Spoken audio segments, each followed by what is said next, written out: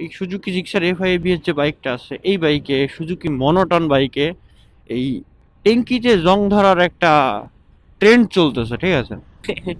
Overtake দেখতে ভালো লাগে, দেখেন অবস্থা, দেখেন অবস্থা, দেখেন অবস্থা, দেখেন অবস্থা। ব্রেকিং দেখছেন, অবস্থা দেখছেন, দোলার অবস্থা দেখছেন। হ্যালো এভরিওয়ান, কি অবস্থা সবার? আশা করি সবাই ভালো আছেন। আমি সিধুনি, আমিও ভালো আছি। আজকে আবার চলে যাচ্ছি খুলনাতে, কারণ আমার ভাইয়ের বিয়ে, চাচাতো ভাইয়ের বিয়ে।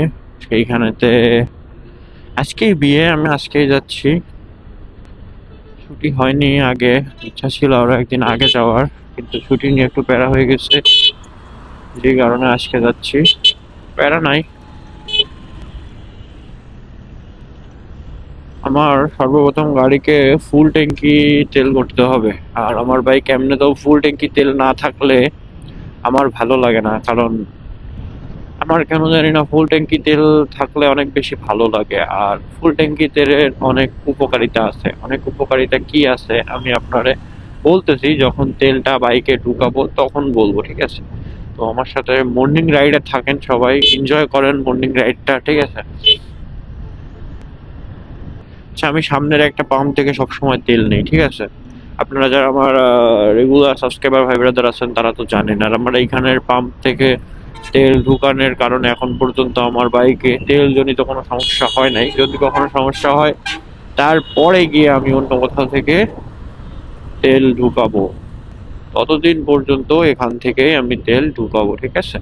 এই সামনে যে আপনার পাম্পটা আছে হাতের বামে, এইটা আমি ইন্ডিকেটর দিয়ে দিচ্ছি বামে।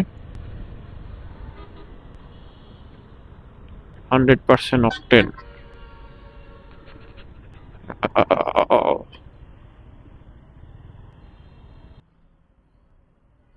ভাইয়া, টাকা দিতে দিতে এত সময় লাগাইলে অন্য মানুষ তেল নেবে কখন? ভাইয়ের তালাটা কত বড়! হাহা, ব্যাপার না।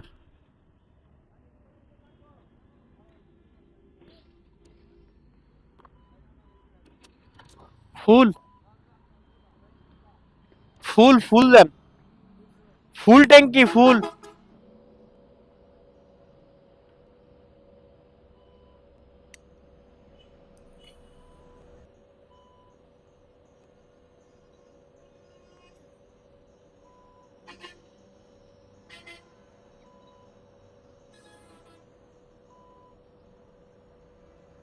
950 টাকা মিলাই দেন, 950।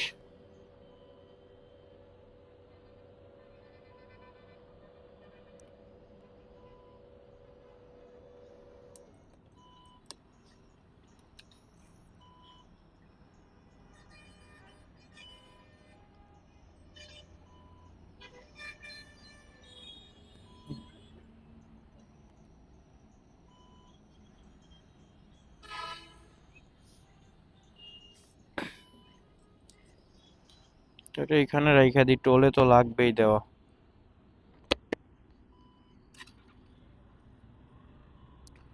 তো আমি সবসময় কেন ফুল ট্যাঙ্কি তেল ভরি জানেন? আর তেল মোটামুটি 4 লিটার, 5 লিটার, 6 লিটার আসলে আবার ফুল ট্যাঙ্কি কেন ভরি?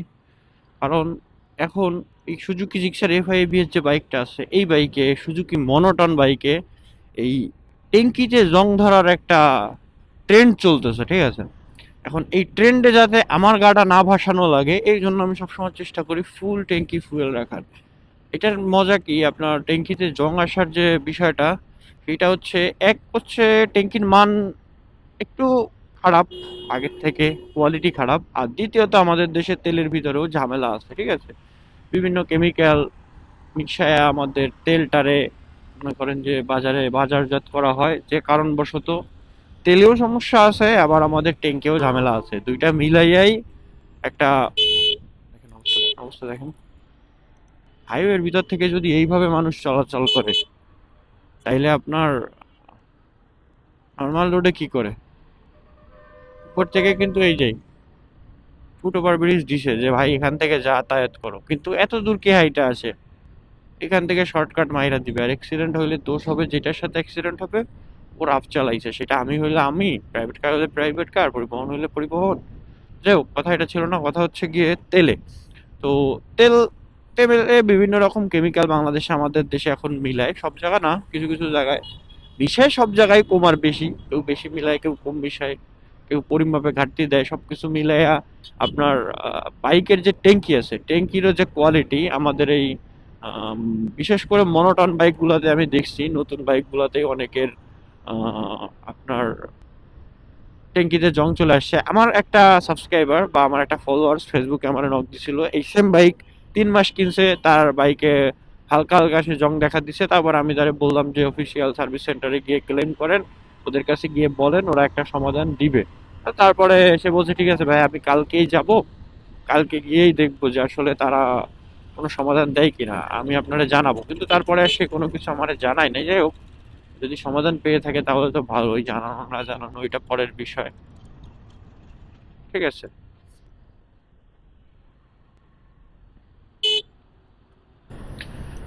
তো আমরা আমাদের রুটে অলরেডি চলে এসেছি। পদ্মা সেতু সামনে, পদ্মা সেতু সামনে বলতে পদ্মা সেতু অনেক দূর, কিন্তু রুট এইটাই। এই রুট নিয়ে পদ্মা সেতু পর্যন্ত আমরা পৌঁছাবো। পদ্মা সেতু, তারপরে ভাঙা, তারপরে গোপালগঞ্জ, তারপরে ফকিরহাট। আমি যতটুকু জায়গার নাম জানি, মধ্যে মধ্যে তো অনেক না জায়গা রয়ে যায় যেগুলোর নাম আমার ওইভাবে মুখস্থ নাই, বা ওইভাবে আসলে দেখলে মনে পড়ে, এই আর কিছু না। কিন্তু বিষয় হচ্ছে আমার ঘাড়ের ব্যাগটায় আজকে অনেক বেশি ওজন হয়েছে, যে কারণে ব্যাগটা একটু পেইন দিচ্ছে আমাকে। সামনে একটা টোল আছে, আজকে সকালে টোলটা একদম ফাঁকা। উফ, কি ভালো লাগতেছে। আগের দিন আমি টোলেই দাঁড়াইছিলাম 10 মিনিট, এই পর্যন্ত ছিল বাইকের সিরিয়াল, একদম এই দাগের এই মাথা পর্যন্ত ছিল। অনেক প্যারা হয়েছিল ভাই ওই দিন। মানে ওই যে বন্ধের ভিতরে সবাই বাড়িতে ফিরতেছিল, মানে সবার একটা বাড়ি যাওয়ার একটা অন্যরকম একটা ই থাকে না, হ্যাঁ ওইটা হয়েছিল, আর কিছু না। তবে আজকে প্যারাটা কম, কারণ হচ্ছে কি আজকে দেখো বাইক কি তো সুন্দর করে আগে চলে যাচ্ছে।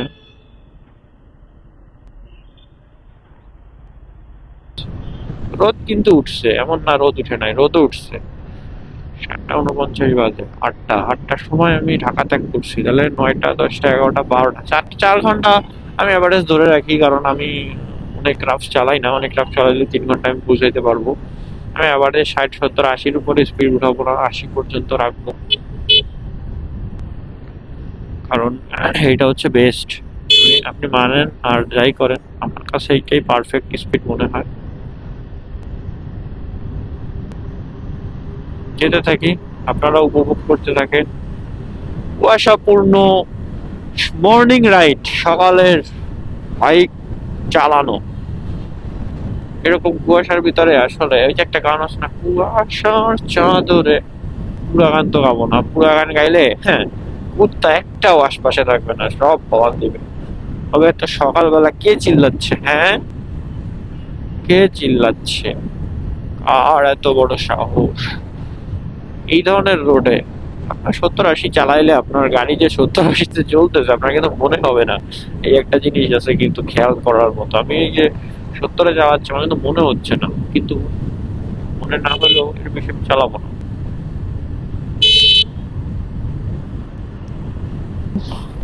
40 টাকা অলরেডি আমরা, 50 টাকার টোল, 40 টাকা অলরেডি টোল আমরা দিয়ে ফেলছি।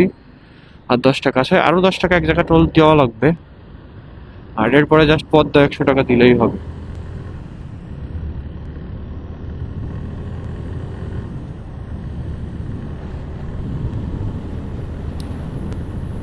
কোনো দাঁড়াদাঁড়ি করা যাবে না, লেট করা যাবে না, ইঞ্জিন ঠান্ডা করবো ভাঙা মাওয়ায় গিয়ে, মাওয়া ছাড়াইয়া, ভাঙায় গিয়ে ভাঙা, ভাঙা ছাড়াইয়া 1 ঘন্টা লাগতে পারে সেখানে পৌঁছাইতে আমার।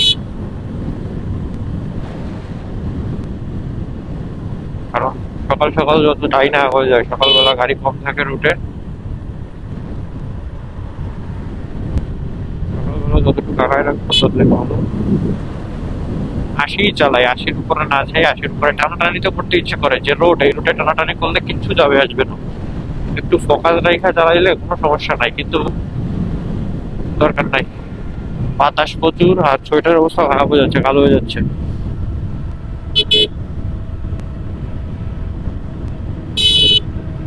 তো আমরা পদ্মা সেতুর টোল প্লাজার খুব কাছেই চলে এসেছি। এটা হচ্ছে মোটরসাইকেলের লেন। সাইকেলের লেনটা একটু সাইড দিয়ে করছে, এইখানে আবার দুইটা বাইক চালাইছে, এরা কি করবে তাকে জানে। এটা মনে হয় লং ট্যুরে যাবে। পিছনে প্রয়োজনীয় সব জিনিসপত্র দেখা যাচ্ছে, ব্যাগ, বড় বড় ব্যাগ করে রাখছে, বুঝছেন। লং ট্যুরে যাওয়ার জন্য আলাদা একটা প্রিপারেশন লাগে, ঠিক। এখান থেকে বরিশাল 137 কিলোমিটার। বরিশাল কোনো একদিন যেতে হবে বাইক নিয়ে। বরিশাল আসলে যাব, কোনো এক সময় যাব। থেকে বরিশাল বেশি দূরও না। এই সেই ফোরবিটা দেখছেন, ফরিদপুরের ফোরবি কিন্তু সেই আগে চলে আসছে আমার। একটা সময় আমি তারে ক্রস করে চলে এসেছিলাম। এখানে অভিযোগ প্রতিকার কেন্দ্র আছে, চাইলে অভিযোগ দিতে পারেন যদি কোনো সমস্যা হয়। আমরা আমরা এখন আছি ঢাকা গোপালগঞ্জ হাইওয়েতে। এখান থেকে আর বেশি কিলোমিটার নাই, 100 কিলোমিটারের মতো হবে হয়তো বা। এখন কথা হচ্ছে গিয়ে আমরা এই মধ্যখান থেকে একটু চা ব্রেক নিলাম। চা না, খাইছে কি জানেন বলি, খিচুড়ি, আলু ভর্তা, টমেটো মাখা, ডাল ভর্তা, মরিচ ভর্তা, দেশি হাঁসের ডিম ভাজি। এই হচ্ছে সকালবেলার খাবার ছিল। তার সাথে গরম গরম, মানে এটা খাওয়া শেষ করে গরম গরম এক কাপ চা, ঠিক আছে। এটা খাওয়া শেষ করে আমরা মোটামুটি আবার অনেক পথ চলে আসছি। আসলে পুরা রাস্তা ঢাকা থেকে আমার বাড়ি পৌঁছাতে 4 ঘন্টা 4.5 ঘন্টা তো লাগা যায়। এখন এতটা তো আমার আসলে ক্যামেরায় ভিডিও রেকর্ড করে রাখতে পারি না, কারণ এত সময় চার্জ থাকে না। আমি 4K 60 FPS এ রেকর্ড করি, যার কারণবশত 2 ঘন্টা সামথিং রেকর্ড করা যায় টোটাল সর্বমোট। তো যে কারণবশত, ওহ ও ভাই, ডিক্সার FI ABS এর ব্রেকিং দেখছেন? আমি কিন্তু মানে একদম অন্যমনস্ক ছিলাম, আমার মনেই ছিল না যে এখানে কিছু একটা আছে। উফ, কড়া ব্রেকিং ভাই, কড়া ব্রেকিং। না, ব্রেকিং নিয়ে ভাই স্যাটিসফাইড। দেখছেন ব্রেক, দেখছেন কড়া ব্রেকিং না? Just wow. ব্রেক টেস্ট হয়ে গেছে ফ্রিতে। তো যাই হোক, কথা হচ্ছে আমরা যাচ্ছি। আর হচ্ছে গিয়ে এটা যেহেতু টু ওয়ে রোড, সেহেতু সেহেতু আমার ওইভাবেই চালানো উচিত। ওইভাবে বলতে আপনার ওই পাশ থেকে একটা আসতেছে, এই পাশ থেকে একটা যাচ্ছে, আমি ওভারটেক যদি দেইও সেইভাবে দেখা শুনাই দেখেন। উফ, উফ। ওভারটেক দেখতে ভালো লাগে, দেখেন অবস্থা, দেখেন অবস্থা, দেখেন অবস্থা, দেখেন অবস্থা। ব্রেকিং দেখছেন, অবস্থা দেখছেন, দোলার অবস্থা দেখছেন।